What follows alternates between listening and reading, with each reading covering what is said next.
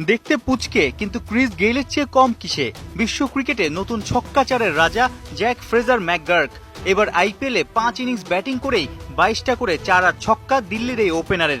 মজার ব্যাপার, তার 247 রানের মধ্যে বাউন্ডারিতে এসেছে 220 রান। অবিশ্বাস্য, অকল্পনীয়। শনিবার মুম্বাইয়ের বিপক্ষে 27 বলে 84, স্ট্রাইক রেট আকাশ ছোঁয়া 311। দিন দশেক আগে হায়দ্রাবাদের বিপক্ষে 15 বলে 50 হাঁকান, যা চলতি আসরে দ্রুততম।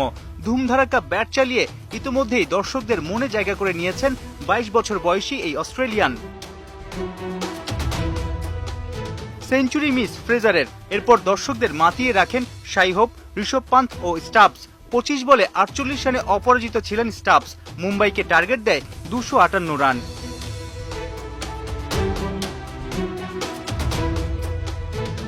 টস জেতা মুম্বাই আগে ফিল্ডিং নিয়ে বড় বোকামিটাই করেছে। বিশাল টার্গেটের পেছনে ছুটতে গিয়ে পাওয়ার প্লেতেই হারায় 3 ব্যাটার, রোহিত, ঈশান আর সূর্যকুমারকে।